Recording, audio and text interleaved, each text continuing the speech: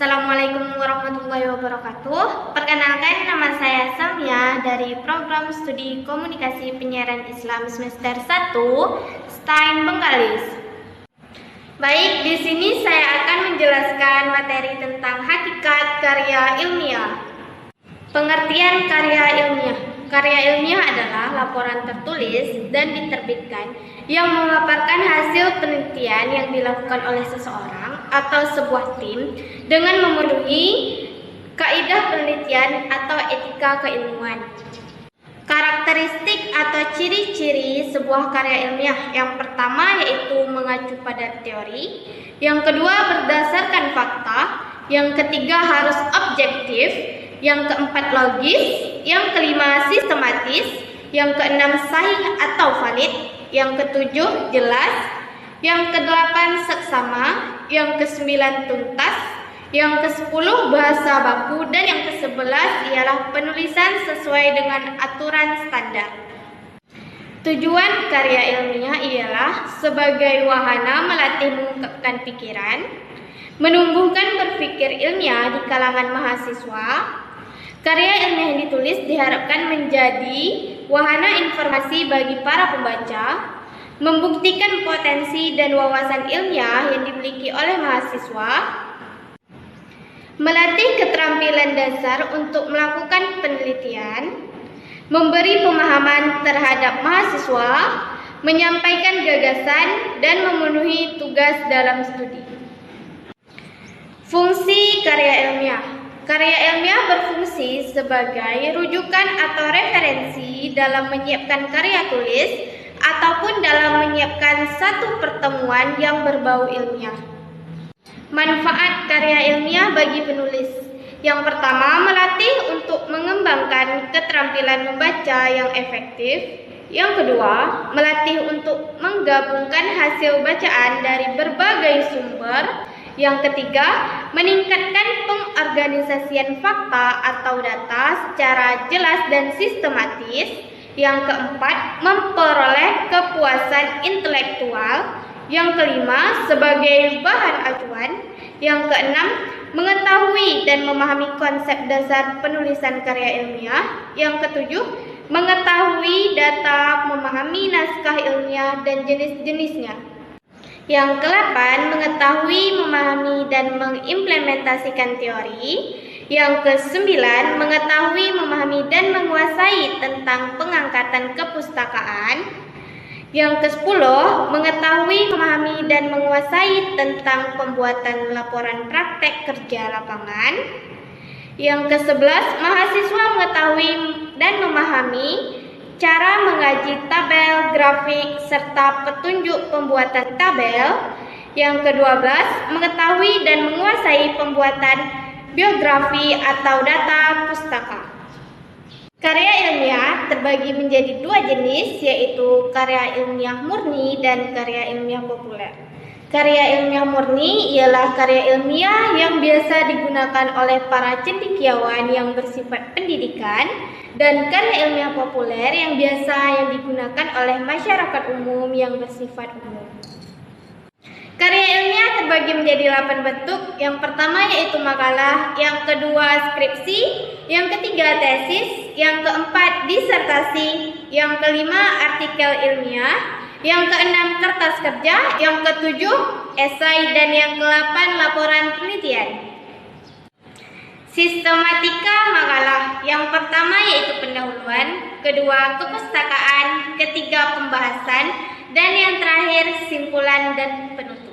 Selanjutnya sistematika skripsi.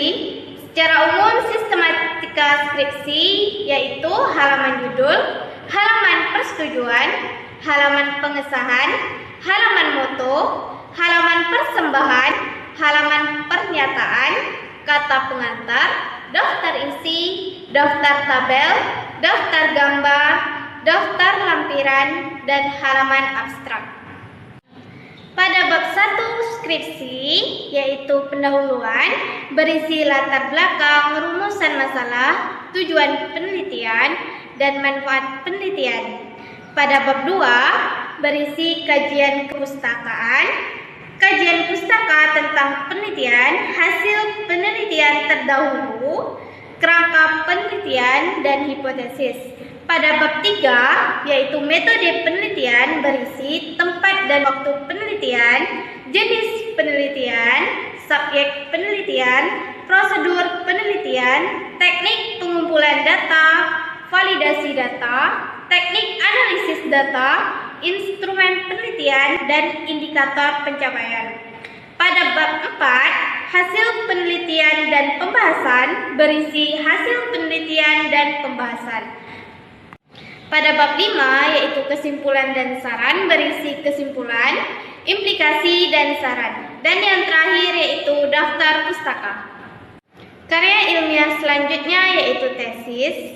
Sistematika tesis terdiri dari bab-bab pendahuluan, tinjauan pustaka, landasan teori, metodologi penelitian, hasil penelitian dan pembahasan, kesimpulan dan saran. Selanjutnya disertasi. Bagian utama disertasi terdiri dari beberapa bab.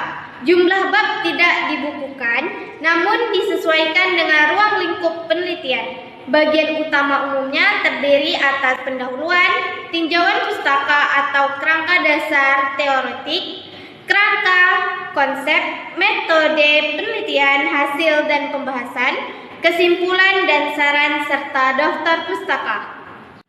Selanjutnya artikel ilmiah.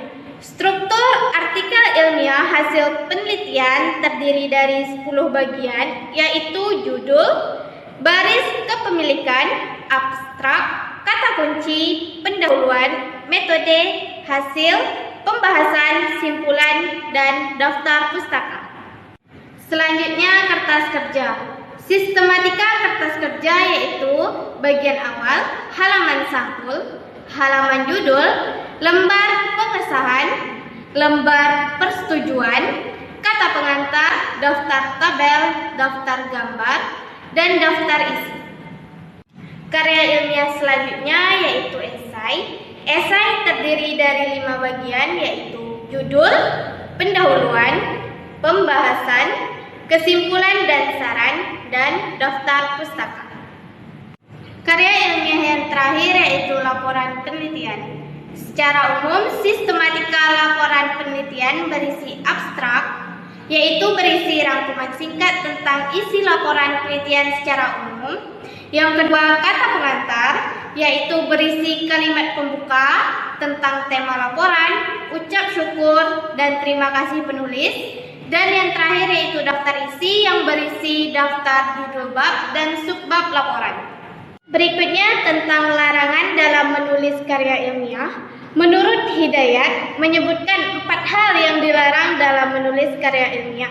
Yang pertama yaitu plagiarisme, yang kedua memanipulasi data, yang ketiga menutupi kebenaran dengan sengaja, dan yang keempat menyulitkan pembaca.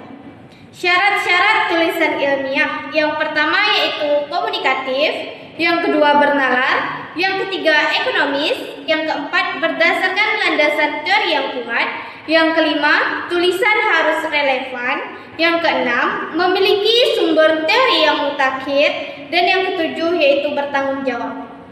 Karya ilmiah yang dikatakan dengan mutakhir memiliki 5 pedoman. Yang pertama yaitu gaya menulis, yang kedua penyampaian ide, yang ketiga harus ekspresi, yang keempat pengangguran tanpa baca, dan yang kelima yaitu penggunaan kata sambung. Kesimpulan dari materi teknik penulisan karya ilmiah yaitu karya ilmiah ditulis dengan memperhatikan aspek bahasa dan teknik penulisan. Bahan tulisan dalam karya ilmiah merupakan hasil kajian atau hasil penelitian ilmiah yang dapat dipertanggungjawabkan secara ilmiah. Di dalam bahan tulisan terkandung kebenaran dan kemanfaatan untuk kepentingan kemaslahatan. Penyusunan bahan tulisan ilmiah berdasarkan pada sistematika ilmiah, organisasi tulisan, bahan tulisan, dan penyajian hasil kajian atau penelitian ilmiah. Penulisan karya ilmiah dilakukan dengan menyertakan gagasan atau klaim penulis, fakta, data, pendapat para ahli, hasil-hasil penelitian, teori-teori yang relevan, penalaran, bahasa, dan tampilan visual. Dalam penulisan karya ilmiah digunakan kaidah yaitu logis, sistematis, objektif, handal, desain, dan akumulatif. Tahapan penulisan karya ilmiah meliputi pemilihan topik, penyusunan kerangka, penulisan kalimat, dan paragraf ilmiah. Demikian penjelasan video materi mengenai teknik penulisan karya ilmiah. Kurang dan lebih saya mohon maaf. Saya akhiri. Wassalamualaikum warahmatullahi wabarakatuh.